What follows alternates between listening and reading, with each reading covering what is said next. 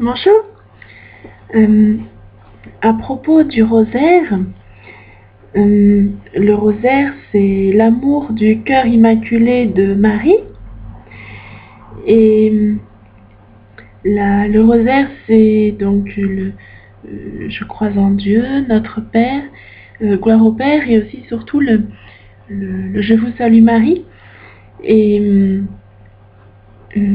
la salutation angélique de Saint Gabriel, l'ange Gabriel qui est venu voir la Vierge Marie sur la terre, pourrait se comparer à un roi, Dieu, qui envoie son messager pour annoncer à une de ses servantes, la plus humble des servantes, l'Immaculée Conception, qu'il va lui donner un fils, et c'est le sauveur du monde. Et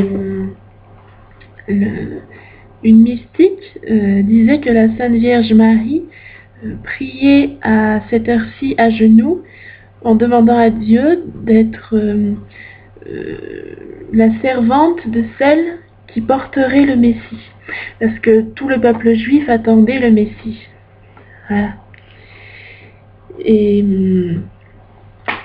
donc l'ange Gabriel, dans la Bible, c'est écrit que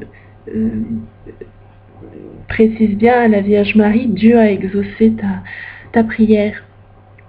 Et l'Ave Maria, il y a Saint Louis de Montfort dans le traité de la vraie dévotion à la Sainte Vierge, le Ave, le mot juste Ave, Maria, donc là c'est en latin, mais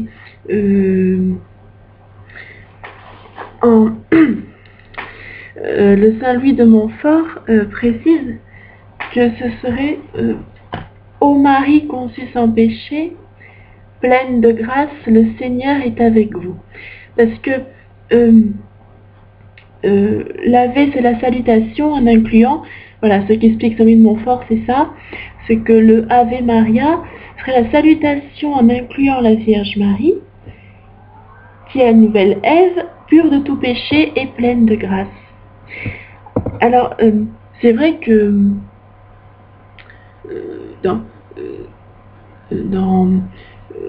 aujourd'hui, quand on apprend le latin, c'est plutôt à l'école et c'est une langue morte, quoi. Si une personne n'a pas 20 ans et a prié toute sa vie en latin, ça viendra du cœur. Mais si nous, jeunes, on prie du cœur, c'est rare que... Enfin, on préfère prier en français ou alors... ou nos propres mots. Et la Sainte Vierge à Medjugorje, qui apparaît en Bosnie-Herzégovine, a souvent prié dans sa langue maternelle, et les personnes qui voient la Sainte Vierge vivante et vraie devant eux ont transmis. Parfois la Sainte Vierge prie dans une langue qu'on ne comprend pas, et elle nous dit ensuite qu'elle a prié dans sa langue maternelle pour nous, et pour tous ceux que l'on porte dans nos prières. Et donc Dieu ne fait pas du tout de préférence entre une langue ou une autre, ou un dialecte, ou à partir du moment où les êtres humains communiquent, c'est une langue de toute façon. Et même là, il y a une certaine discrimination, mais ça se ressent pas tout de suite. Là, c'est juste une parenthèse. C'est vrai que dans le monde, il y a des personnes qui ont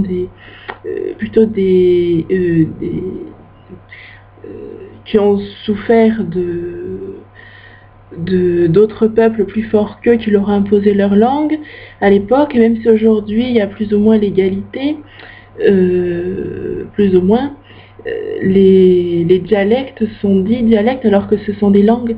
C'est-à-dire que les personnes qui vont parler entre elles, qui ne parlent pas la langue imposée il y a plusieurs siècles, ce sera considéré comme ça n'aura pas toute la valeur pour les autres d'une langue alors que c'en est une quand même. Bon, ça a l'air d'être du vocabulaire et peu de choses, mais ça atteint certaines personnes dans leur cœur quand même, et c'est inévitable parce que de se dire on a une langue orale, on l'écrit, il y a une grammaire, il y a des chansons, Mais comme ce n'est pas été la langue du plus fort il y a plusieurs siècles, ce n'est pas considéré vraiment comme une langue, mais juste comme un dialecte. Et ça joue quand même. C'est une petite différence qui fait que, ah, voilà, bon, c'est ce genre de choses. Bon, alors je précise, toute personne qui a sa langue maternelle, même si ce n'est ni l'anglais ni le français, c'est une langue quand même. Voilà. Quel que soit le pays, quel que soit le coin du monde. Et donc, le Saint Louis de Montfort précisait que dans le Ave Maria, ce n'est pas tout seul ô Marie, pleine de grâce, qui correspond à Je vous salue Marie, pleine de grâce, ou Je te salue Marie, ou Réjouis-toi Marie, pleine de grâce. Je le précise, même si chacun prie comme il veut, je le précise parce que la Sainte Vierge a souvent dit dans certains lieux d'apparition comme la rue du Bac ou à Notre-Dame de Lourdes, je suis l'Immaculée Conception, ô Marie conçue sans péché. Et comme Saint Louis de Montfort le précise, peut-être qu'il y a beaucoup de personnes qui aiment beaucoup prier le rosaire mais qui n'ont pas assez de temps pour lire tous les livres, et ça se comprend tout à fait. Donc je le remets un peu à jour. J'essaye de le remettre un peu dans le bain, si on veut dire ça comme ça. Voilà, et puis bon, si les personnes se disent pourquoi pas prier le Je vous salue Marie, ô Marie conçue sans péché, pleine de grâce, voilà, c'est comme dire Ave Maria, de ce qu'explique Saint Louis de Montfort. Mais après, c'est quand c'était prier avec le cœur, c'est-à-dire que même dans la Bible, la Sainte Vierge a dit qu'à ses paroles, la Marie fut toute bouleversée. Et à Medjugorje, la Sainte Vierge a donné un message en précisant, pour vous donner un conseil, je suis une personne tirée du peuple, moi aussi. Et c'est vrai, on peut s'en souvenir que c'est une personne qui était sur Terre et qui ne s'attendait pas du tout à ça.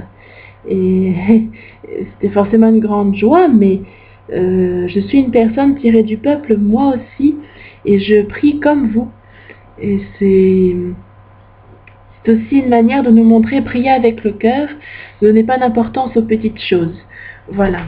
Et vous êtes bénie entre toutes les femmes, et j'aimerais dire que Dieu aurait pu créer Jésus à 30 ans.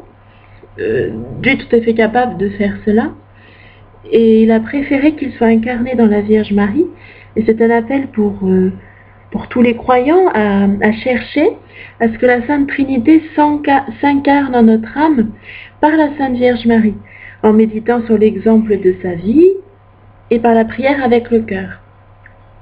Et vous savez, un jour où j'ai été un peu pressée dans ma journée et que mon temps était prévu à 14h15 pour la prière, ou s'il y avait vraiment une impossibilité à 14h30, j'avais été vraiment bousculée dans mon emploi du temps, et j'ai commencé la prière en pensant, allez, c'est la prière, je prie. Et j'ai prié, mais la Sainte Vierge avait mis le message qui s'adresse dans ma vie privée depuis au moins 1 an, et c'est une grande grâce, hein. Je suis à l'école de la Sainte Vierge, de tout son amour chaque jour. Et la Sainte Vierge avait mis ce jour-là le message quotidien qui est sur website Notre-Dame de Medjugorje, rubrique Le Dernier Message. Je vous appelle, petits enfants, aujourd'hui à une prière sincère avec le cœur. Donc un message où j'aimerais vous dire, s'il vous plaît, aimez la Sainte Vierge, aimez la prière, parce que c'est quand vous priez, surtout au moment prévu pour Dieu, parce que la Sainte Vierge invite à prier sans cesse, même si on ne peut pas prier avec concentration toute la journée, suivant le travail que l'on fait, on peut au moins se confier à Dieu, chercher à être lié à Dieu, créateur, à chaque instant, Et d'ailleurs, la Sainte Vierge demande ainsi que ce soit consacré à son cœur immaculé, parce que comme ça, on sera plus dans la possibilité d'accueillir les grâces d'amour de Dieu à chaque instant. Et donc, si vous voulez, je vous en prie, quand vous priez, surtout au moment prévu pour Dieu dans la journée, quand vous avez consacré un moment spécial pour Dieu, un quart d'heure par jour au moins, alors pensez tout de suite à Jésus, qui est le Sauveur, mais qui est aussi votre ami, au Père Céleste Créateur. Essayez de ne pas prier avec une habitude ou comme la récitation d'une poésie.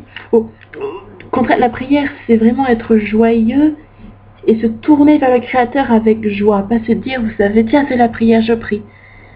Et puis, on prie, mais on n'est pas vraiment dans une attitude où on se tourne vers Dieu dans la joie.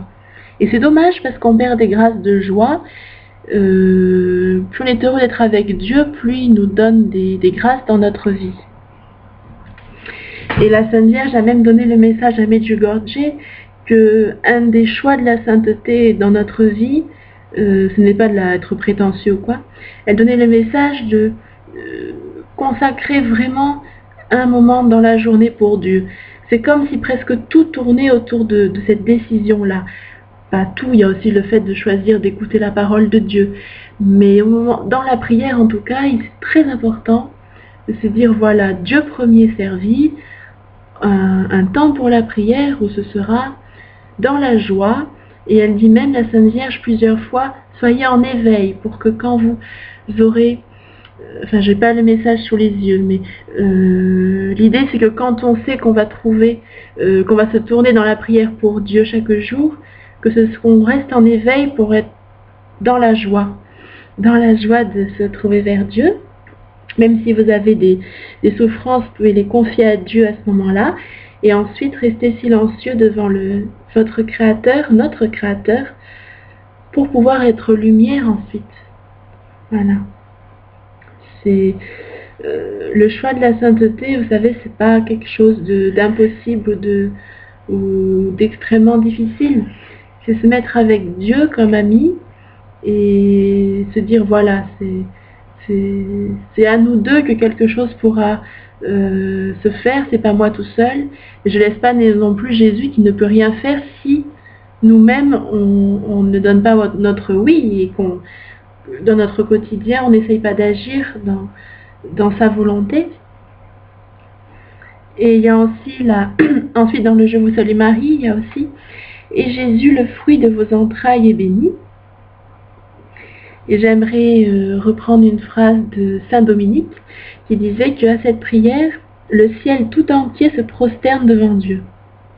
C'est extraordinaire. Le Salut Marie, il y en a 50 dans un chapelet, et à chaque fois que l'on prononce « Et Jésus, le fruit de vos entrailles est béni », le ciel tout entier se prosterne devant Dieu. Rien que le fait de penser à ça, vous pouvez vous dire, mais c'est extraordinaire. Aujourd'hui, il y a trop de gens qui ne savent plus comment se représenter le ciel ou comment prier. Alors, le ciel, c'est pas dans les nuages le ciel bleu. Ça, c'est la création de Dieu. Le ciel, c'est autour de vous. Et lorsqu'on aura le passage devant Dieu, notre corps d'être humain, le cœur, etc., va s'arrêter de battre, on va s'arrêter de respirer. Et la Sainte Vierge donne une précision dans un message en disant l'âme est tout à fait consciente de la séparation d'avec le corps et va recevoir un corps transfiguré dans les cieux. Et c'est vrai que c'est ce qui nous attend tous si on accueille la miséricorde de Dieu. Voilà. Donc c'est extraordinaire. Et de se dire que tous les saints du ciel, même s'ils sont très nombreux, dès que l'on prie le Je vous salue Marie, ils se mettent tous en prière avec nous. Et c'est assez important de se dire que chaque chrétien qui prie est toujours avec le ciel en prière, et que chaque prière est entendue de Dieu. La Sainte Vierge dit, vous savez, vous avez demandé certaines choses, et vous êtes éloigné de Dieu parce que vous ne l'avez pas obtenu. C'est un message dans les années 80 à peu près, dans le livre Paroles du ciel, message de Marie à Medjugorje, Medjugorje, de Cyril Auboineau. Et l'auteur, Cyril Auboineau, il a regroupé les messages de la Sainte Vierge donc dans ce village Medjugorje, 1981 aux années 90. Et donc il y a un message où la Sainte Vierge dit, vous croyez que Dieu ne vous entend pas, qu'il ne veut pas exaucer vos prières. Et vous savez, Sainte Thérèse, elle avait fait une prière à Dieu en étant toute petite, et elle a été absolument certaine que sa prière avait été entendue plus tard. Enfin, donc que Dieu s'en souvenait encore quand elle était peut-être 15 ans plus tard, 15 ans plus âgée. Donc Dieu se souvient de tout, que ce soit une parole que vous dites aujourd'hui ou que vous avez dit il y a 20 ans, 30 ans, Dieu s'en souvient. Et après, il y a la Sainte Vierge explique pour la maladie, certaines souffrances où les personnes veulent se révolter, ne supportent pas leur maladie, etc. Et la Sainte Vierge demande de choisir ce que Dieu veut, parce que sinon il n'a pas la possibilité de donner les grâces. Certaines personnes ont la guérison physique, d'autres, Dieu accorde une grâce de foi, une grâce de joie, une grâce de lumière, ce qui va donner une force particulière à la personne qui ne va pas guérir physiquement de la maladie, mais qui pourra permettre à tous ceux qu'elle va rencontrer de pouvoir de pouvoir découvrir cette foi au Christ. Un des plus exemples les plus frappants, c'est Marthe Robin, parce qu'elle n'a pas guéri physiquement, mais le fait qu'elle ait choisi tout ce que Dieu veut, il y a énormément de personnes qui ont eu la grâce de la foi, et ça a transformé toute leur vie, tout simplement en la voyant et en priant avec elle. Donc c'est Dieu connaît toutes choses. La Sainte Vierge, elle dit penser qu'au ciel ce sera l'éternité, que sur terre ça passe peu de temps. Et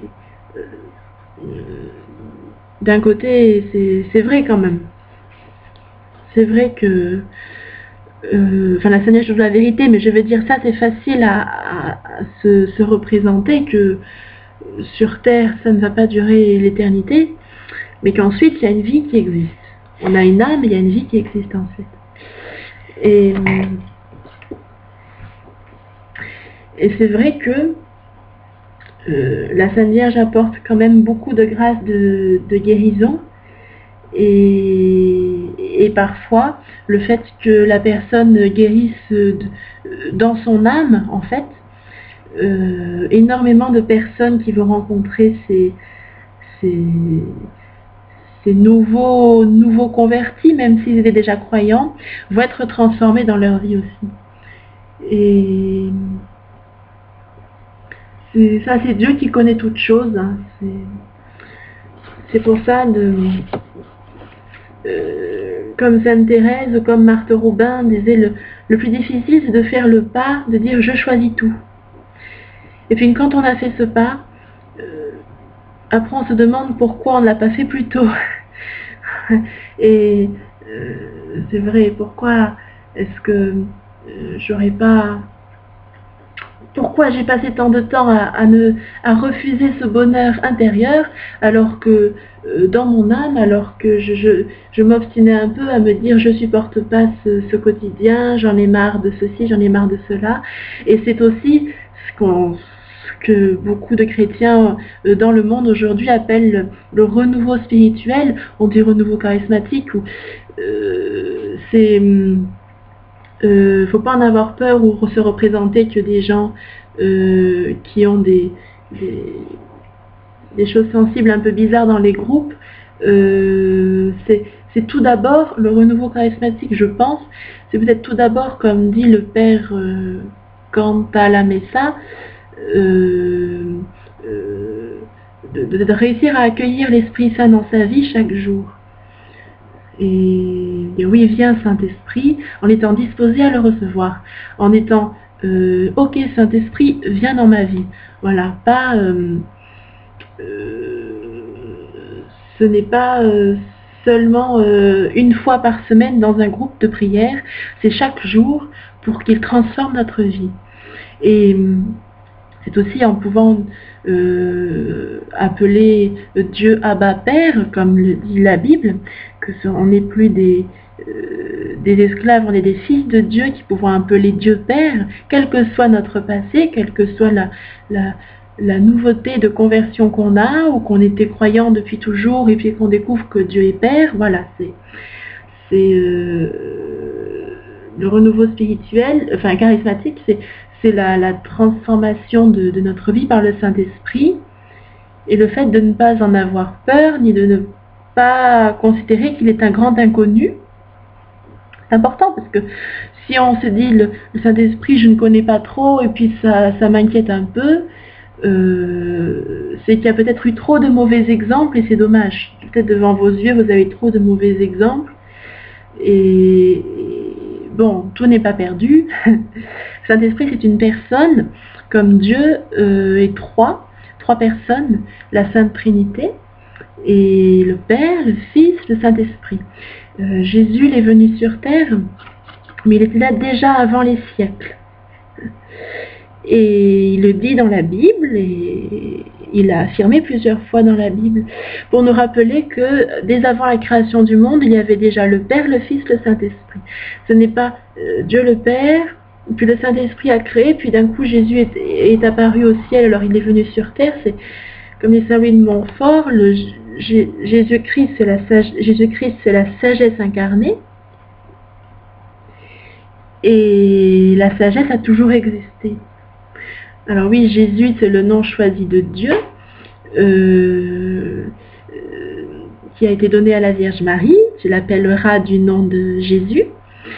Mais Emmanuel aussi, Dieu avec nous et Dieu sauveur. Mais si je ne me trompe pas, mais c'est pour expliquer que le Saint-Esprit n'a pas à être inconnu, c'est quelque chose de dommage. Donc, dans la prière, tout simplement, comprendre que dans votre âme, depuis toute éternité et durant toute votre vie sur terre, vous aurez l'existence de la Sainte Trinité en vous, par l'essence même du fait que vous êtes créé de Dieu. Voilà. Et c'est bien pour ça qu'il y a des tas de gens qui se tournent vers le Dieu créateur et qui le prient pour avoir la paix, même s'ils ne sont pas catholiques ou d'une autre religion.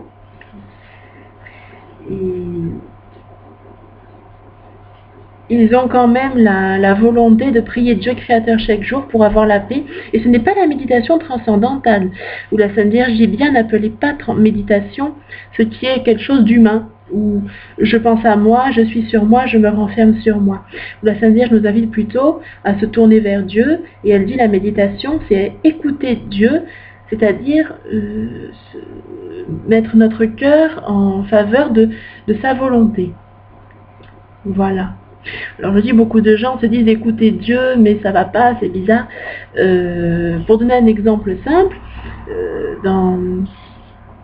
souvent dans ma vie, j'ai eu plusieurs choix devant moi pour des petites choses, et en me mettant en prière et en disant à Dieu voilà, il y a ce choix-là ou ce choix-là, je vais prier pour essayer de discerner ce qui est le mieux. Et puis au bout de 5 minutes, 10 minutes, avec la paix en moi, je me dis ça serait mieux. Ça, avec la réflexion évidemment, c'est toujours l'intelligence et la volonté d'abord. C'est pas sur le feeling ou les sensations, ne faites jamais par rapport à ça. Mais dans le discernement, dans l'intelligence, il y a une différence entre dire ah je suis sûre ça c'est bien et foncer, Et puis se mettre en prière devant Dieu juste pendant 5-10 minutes, même pas, en disant voilà, je prie le Saint-Esprit, il y a ce choix-là, ce choix-là. Ne serait-ce que dans le choix de quelque chose dans votre journée, même si ce n'est pas un grand choix de vie.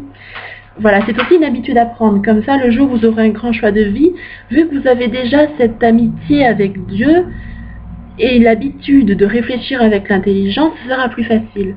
C'est vrai qu'il y a des personnes qui tombent dans le panneau en ne faisant jamais cette petite prière au Saint-Esprit régulièrement.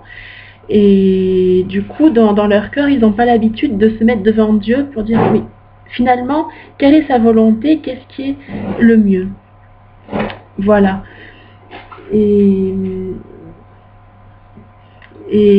c'est vrai que c'est une grâce et c'est une invitation à chaque décision que l'on doit prendre, essayer de se tourner devant Dieu et de réfléchir avec l'intelligence, avec la volonté. Et pourquoi je dis surtout pas le feeling, etc. Parce que l'adversaire, il utilise toujours ce genre de choses. Donc à éviter toujours.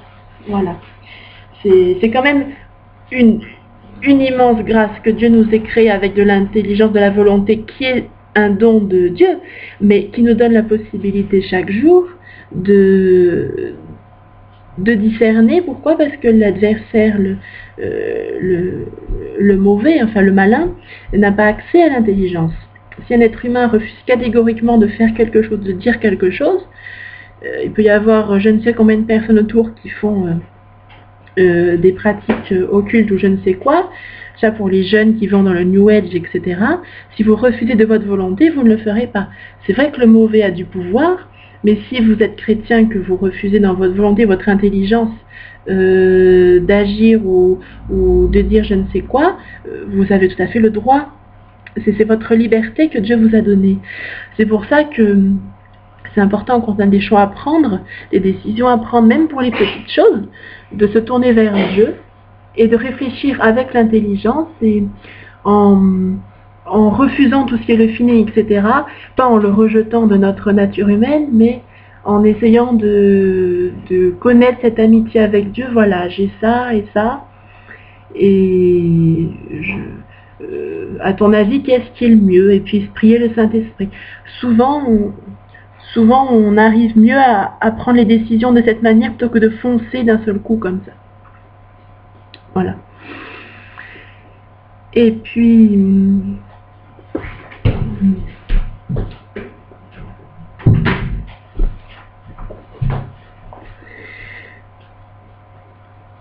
pour dire aussi que donc le Saint-Esprit, vous pouvez le prier de cette manière-là. Vous pouvez le prier aussi pour avoir la joie et la paix.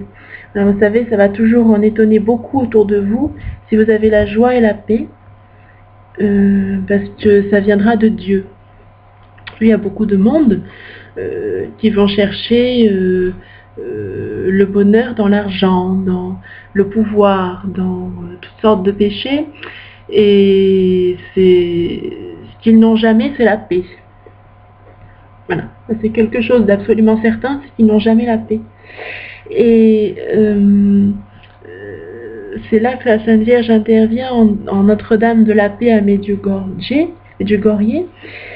Bosnie-Herzégovine, parce que c'est un véritable don de Dieu. Ce n'est ni d'autres êtres humains, ni la possession matérielle qui vont, ou le pouvoir sur les autres, qui pourront donner la paix. Et la Sainte Vierge qui a présenté le ciel à Viska, il y a d'autres voyants, enfin d'autres personnes qui voient la Sainte Vierge à Medjugorje, donc pareil à Bosnie-Herzégovine. Elle leur a montré les personnes qui sont déjà au ciel. Elle les a pris par la main, la Sainte Vierge les a amenés au ciel, tout naturellement. Et la Sainte Vierge leur a montré les personnes qui sont au ciel en leur disant regardez comme ils sont heureux. Ils ont tout ce qui leur est nécessaire. Tout ce qui nous est nécessaire, finalement, c'est Dieu et sa paix.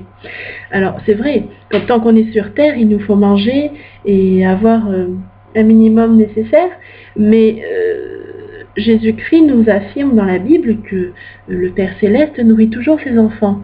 Et il dit ainsi, démarquez-vous des païens, non pas pour les juger, mais pour leur montrer combien Dieu nous aime, et Dieu aime tous les êtres humains, parce que plus vous allez partager en ayant peu, plus Dieu pourra montrer sa miséricorde à tous. Voilà.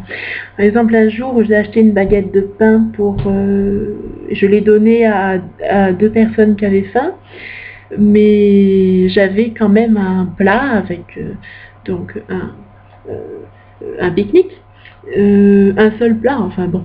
Et je me suis retrouvée devant une maman avec plusieurs enfants qui n'avaient rien du tout. Donc qui mendiaient, mais qui vraiment n'avaient rien à manger. Et ça se voyait. Et donc j'ai donné le morceau de pain qui restait, et j'ai hésité à partager mon plat avec cette personne en me disant, mais j'ai un enfant, bon. J'ai voulu le faire et j'ai hésité, finalement je ne l'ai pas fait. Et la Sainte Vierge a dit comme message ce jour-là, c'est extraordinaire, hein, retenez bien, aujourd'hui je vous invite à la vie que Dieu veut pour vous. Faites des bonnes actions d'amour et des œuvres de miséricorde. Œuvre de miséricorde, c'est vraiment de partager, même lorsqu'on l'a. C'est toujours plus facile de partager quand on n'a pas d'enfant, parce qu'on se dit, si c'est moi j'ai un peu faim, c'est pas grave. Mais on ne peut pas accepter ça dans notre cœur pour notre enfant, mais Dieu non plus l'accepte pas. Et c'est pour ça qu'il nous invite à lui faire confiance, parce que Dieu non plus ne veut pas que ni vos enfants, ni les enfants des familles affamées que vous verrez meurent de faim. Enfin, aient faim. Donc c'est un appel aussi parce qu'il y a beaucoup de gens qui sont très honnêtes et qui ont beaucoup de bonne volonté qui peut-être n'osent pas faire ce pas, comme moi j'ai pas osé ce jour-là, de partager au-delà de ce que je peux. Voilà. Mais comme Sœur Emmanuelle a bien rapporté un témoignage dans le CD Vaincre l'épreuve à l'école de Saint-Joseph, même si moi c'est pas une épreuve particulière, mais pour expliquer qu'elle raconte que un père de famille, pendant la guerre, s'est retrouvé aussi devant beaucoup de personnes affamées et a dit « Je donnerai toute la nourriture de mon frigo, je ne garderai rien pour mes enfants ». C'est un acte de foi extraordinaire. Mais c'est la foi que demande la Sainte Vierge parce que c'est une manière où Dieu peut se dire « Voilà, ça y est, je peux montrer ma miséricorde. Enfin, on me laisse la possibilité sur terre de montrer mon amour. » C'est pas évident pour Dieu, il ne fera jamais rien sans notre accord. Donc il n'attend qu'une seule chose, c'est qu'on accepte de partager tout ce qu'on a. Et d'ailleurs justement dans ce témoignage-là, Sœur Emmanuelle précise, le frigo ne s'est jamais vidé. Au plus il donnait, au plus il y en avait. Donc non seulement il y en a eu plus que pour les personnes à qui il voulait donner au départ, mais ses enfants ont eu l'abondance à manger chez lui. Et c'est ça, c'est Dieu qui peut dire enfin, ça y est, il y a quelques personnes sur terre qui ont cette foi, qui vont permettre que ma miséricorde soit déclarée, et c'est la foi des personnes qui sont en vocation religieuse, mais c'est pour expliquer que même quand on est dans le monde, on peut avoir cette foi-là aussi. On y est invité pour partager, pour ne pas laisser des personnes qui ont faim autour de nous sans les aider, et aussi pour permettre à Dieu de montrer sa miséricorde, parce que plus on lui fait confiance, plus il nous remercie. Vous vous rendez compte, il nous remercie. Et même Sainte Thérèse de Lisieux disait une grâce qui est bien accueillie sera source de grande grâce ensuite. Et c'est bien, quoi. Voilà, vous savez, un jour ça m'est déjà arrivé 2 fois de faire cet effort-là de foi. Moi, ça m'est jamais difficile de partager, mais là, c'était une question vraiment de grande foi, de me dire, si je partage ce plat, cet unique plat de ma journée où je ne suis pas chez moi, je ne peux pas faire plus, vraiment, ça veut dire que je ne peux pas donner totalement à manger à mon enfant, vraiment que la nourriture tombe du ciel dans l'heure qui suit. Ce jour-là, j'ai pas réussi, mais j'ai réussi un autre jour où donc la Sainte Vierge m'a indiqué dans un message en me disant « Soyez généreux et les mains tendues vers ceux qui ont faim ». Et c'est vrai que j'avais vu une personne sans me douter il fallait l'aider. Donc, revoyant cette personne, je lui ai donné plus que ce que je pouvais. Voilà, honnêtement, j'ai donné de ma nourriture plus que ce que je pouvais. Et dans l'heure qui a suivi, même dans les 20 minutes qui ont suivi, je suis entrée j'ai trouvé un prospectus d'un magasin où la nourriture est excessivement moins chère parce que il faut vraiment aider les autres et il faut aussi s'opposer à la nourriture trop chère d'aujourd'hui. Enfin bref, toute une philosophie très intéressante. Et jamais j'ai eu connaissance de ça. Et je suis sûre que c'est une bénédiction de Dieu de m'indiquer, voilà, tu as fait l'effort de donner plus que ce que tu avais chez toi, parce que cette famille a faim. Et je t'en remercie en te montrant que maintenant tu peux trouver ce magasin où il y a des aliments vendus excessivement moins cher, parce que c'est une bénédiction. C'est vraiment le Père Céleste, c'est vraiment Dieu qui m'a indiqué ça. C'est une grâce dans ma vie. Et je suis sûre que si ce jour-là j'avais dit « Ah non, je crains de manquer de nourriture, alors je vais pas trop en donner, presque pas », j'aurais peut-être jamais vu ce prospectus. Dieu donne des grâces où il permet qu'on ait des aides providentielles qui ne peuvent pas nous être données si on ne fait pas l'effort de foi juste avant. Et la foi, c'est aussi partager la nourriture. Donc, c'est là aussi que ça rejoint Saint François d'Assise qui disait « Vendez tout, soyez pauvres ». J'ai toujours été d'accord avec ça. Et j'ai souvent refusé la vie luxueuse en pensant à Saint François d'Assise et en me disant il avait bien raison, parce que même s'il faut le minimum nécessaire, c'est s'encombrer, et puis surtout c'est comment dire, dans l'âme, vous savez, c'est difficile de se tourner vraiment vers Dieu et les choses de Dieu. Il y a toujours le monde et il y a toujours des tas de choses qui nous ramènent vers la terre.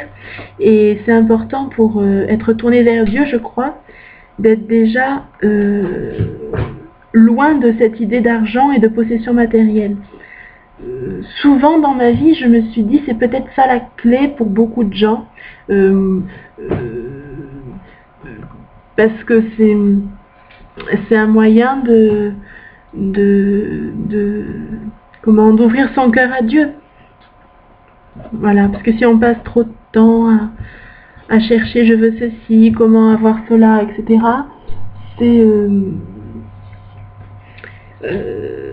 c'est du temps où on ne pense plus à Dieu, on ne lui fait plus confiance et on ne s'intéresse plus aux choses de Dieu, c'est-à-dire le salut des âmes. Salut des âmes, comment aider Dieu à ce que plus d'âmes soient sauvées, à ce qu'il y en ait moins qui tombent en enfer, à ce qu'il y ait plus de chrétiens qui choisissent la sainteté de tout leur cœur, parce qu'ils vont réussir à comprendre à l'intérieur d'eux-mêmes que c'est le moyen que Dieu a voulu pour les mener à l'entier bonheur, qui n'est plus de se soucier des choses du monde, mais de vraiment se tourner vers le Créateur pour avoir la paix quoi qu'il arrive. Comme Marthe Robin qui disait dans sa prière de Notre-Dame du Foyer que nos pensées, Marthe Robin qui a écrit cette prière, que nos pensées ne soient jamais détachées de la Trinité, pour que rien ne puisse nous enlever la paix. Et c'est petit à petit, mais je pense que la pauvreté volontaire est un certain choix de vie qui rejoint les béatitudes dans Heureux les cœurs purs, heureux les pauvres de cœur, ils verront Dieu. C'est vrai, on voit Dieu à l'œuvre parce que Dieu nous montre sa miséricorde en nous aidant pour la nourriture, pour des tas de grâces comme ça. Donc c'est vrai que il y a des personnes riches qui peuvent aller tout droit au ciel, c'est certain. À partir du moment où elles partagent énormément et où elles choisissent la sainteté dans le quotidien pour ne jamais juger, jamais se plaindre, jamais... Parce qu'on ne peut pas arriver tous les jours, mais le se décider chaque jour quand même. Et tout pardonner, etc. Et surtout l'amour, l'amour du prochain, l'amour jusqu'à partager, l'amour... voilà. Mais le saint curé d'Ars disait quand même que en ouvrant le portefeuille d'une personne riche, vous sauvez une âme. Voilà. Donc c'est un moyen de dire que Jésus a dit, comme il est difficile pour un riche d'entrer dans le royaume des cieux, ça ne veut pas dire que c'est impossible, mais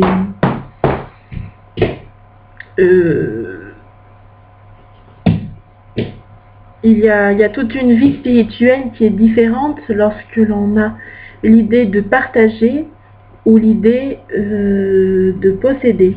C'est surtout ça. Donc Dieu veut nous combler de ses bénédictions, mais il attend qu'on lui fasse confiance jusqu'à partager au-delà de ce qu'on peut concrètement. Voilà. Eh bien, je vous remercie et je souhaite vraiment une découverte de l'amour de Dieu dans la prière du rosaire qui peut tout changer. Et je vous laisse avec cette citation de la Sainte Vierge qui a été faite à Sœur Lucie de Notre-Dame de Fatima. Il n'y a rien d'impossible. Il n'y a aucun problème, si difficile soit-il, spirituel ou temporel, personnel ou du monde, qui ne puisse être transformé avec la prière du rosaire. Donc tout peut être transformé avec la prière du rosaire. Et lorsque le pape a fait la consécration du monde au cœur immaculé de Marie, il n'y a pas longtemps, le 13 octobre de cette année, la Sainte Vierge à Medjugorje a donné le message: je vous guide vers un temps nouveau, tant que Dieu donne comme une grâce pour se faire connaître davantage.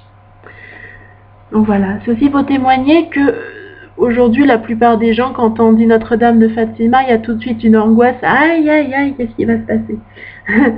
Alors, à la Sainte Vierge, elle est venue à Medjugorje, elle y est encore en Notre-Dame de la Paix, pour la réconciliation des êtres humains entre eux. Tout d'abord en famille, et puis ensuite dans l'entourage que vous côtoyez chaque jour.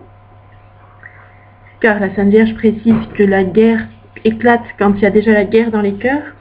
Donc, veillez toujours à prendre soin de la paix qu'il y a dans vos cœurs et à essayer de la répandre autour de vous. Et donc la Sainte Vierge veut vraiment dire que Fatima, c'était bien elle a donné des messages à ce moment-là. C'est une situation du monde particulière. Et aujourd'hui, à Notre-Dame de la Paix en Bosnie-Herzégovine, il y a un temps nouveau. Un temps aujourd'hui donné comme une grâce pour... c'est nouveau. Voilà, on ne peut...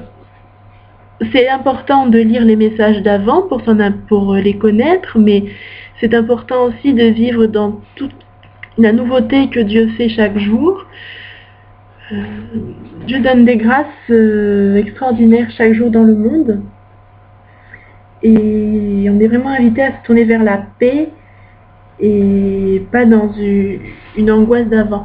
Même si c'est important de prier pour la conversion des pécheurs chaque jour, de prier pour la paix dans le monde chaque jour, parce qu'il y a des guerres, ça fait quand même trop longtemps qu'elles sont là, mais il y a déjà des si grandes grâces qui sont données. Donc remerciez aussi Dieu chaque jour pour tout ce qu'il nous donne. Et je crois que le plus important pour Dieu, évidemment, c'est que les personnes se convertissent à son amour, mais c'est aussi que les chrétiens se convertissent à son amour. Et donc, voilà. Donc, juste pour une dernière anecdote, il y a, par rapport au péché, quand on est chrétien et qu'on choisit la sainteté, il y a plusieurs manières de refuser le péché. Enfin, Salut de Montfort dit surtout le péché mortel et faire aussi attention au péché véniel, c'est-à-dire ceux qui ne sont pas dans les 10 commandements, dans les 7 péchés capitaux, pardon, mais qui ne donnent pas la mort de l'âme tout de suite, mais qui, Saint-Louis de Montfort dit, si on n'y fait jamais attention, qu'on n'en a jamais de remords, ils sont aussi dangereux pour notre âme que les péchés mortels. Enfin, dangereux, ils sont aussi embêtants pour notre bonheur, ça ne va pas nous aider. Donc, il y a différentes manières de refuser le péché. J'aimerais juste en citer une ou deux. C'est le chrétien qui va se dire, ouh là là, Dieu est juge, Dieu va me juger, je crains de l'offenser, je vais surtout pas faire ça. C'est déjà bien. Mais ce que je veux dire, c'est qu'il y a aussi la manière de se dire, oh, mais Dieu m'aime. Dieu m'aime tant, je ne peux pas lui faire ça. Il y a l'idée de se dire, je vais être jugé de Dieu, ce qui est faux parce que Dieu juge personne. Il y a l'espèce de peur de se retrouver devant Dieu, oh quoi, j'ai fait tout ça. Et ça pousse souvent les jeunes, une fois qu'ils arrivent à l'adolescence ou un peu plus, à se dire, ben tant pis, j'ai plus peur de Dieu, donc s'il me juge, tant pis. Moi, je veux vivre ce que je veux. Donc vous voyez, de toute façon, quand on pense au jugement, on se trompe sur Dieu et on se trompe de chemin ensuite. Alors que, lorsqu'on se dit, mais Dieu m'aime tant, je ne peux pas lui faire ça. Je ne peux pas. C'est comme voilà, c'est votre ami, la Sainte Vierge a tellement d'amour pour moi, je ne peux pas lui faire ça. Je ne peux pas. Et c'est là qu'on met Dieu en premier, et ensuite qu'on se dise, quel que soit n'importe quel péché contre le prochain, etc., se dire, mais je ne peux pas. C'est Dieu m'aime tant. Voilà. Et là, c'est un des premiers wagons vers la conversion. De toute façon, c'est un chemin qui n'est jamais fini. La Sainte Vierge dit là, la conversion, c'est de tous les jours. Tous les jours, vous allez vous convertir à l'amour de Dieu et de jour en jour découvrir l'amour de Dieu. Et donc, c'est pas par peur de Dieu ou pour redouter un jugement parce qu'il ne juge personne. C'est de se dire, il m'aime tant que ça. Eh bien, alors, je peux pas. Je peux pas faire ça. Voilà. Et puis aussi l'idée de, mais Dieu se donne tellement de mal en donnant la Sainte Vierge Marie. Il fait tellement d'efforts pour nous montrer, tellement de cadeaux pour nous montrer avec sa maman que voilà, c'est le chemin du ciel, c'est la lumière, c'est refuser le péché pour dire, mais non, je vais être heureux, je veux pas faire ça. C'est là qu'on commence à être converti, je crois. Et on cherche à être converti toute sa vie, mais on se dit, mais comme dit la Sainte Vierge, essayer de détruire ce qui est mauvais dans l'être humain. L'être humain qui cherche à croire, comme j'ai entendu des fois, oh mais il faut faire tout ce qu'on veut tout le temps, comme ça on aura le bonheur. Bon, ces gens-là, ils sont plus en enfer que dans le bonheur, c'est moi qui vous le dis, mais ils entraînent quand même des gens derrière eux qui croient qu'ils trouveront le bonheur dans leur cœur en ne faisant que ce qu'ils veulent. Et tout de suite, il y a l'orgueil qui se met en premier et qui empêche l'amour d'exister. Voilà. Dès que l'on commence à penser à soi et à refuser l'amour du prochain, c'est impossible d'avoir vraiment le bonheur. Voilà. Eh bien, je vous remercie. Au revoir.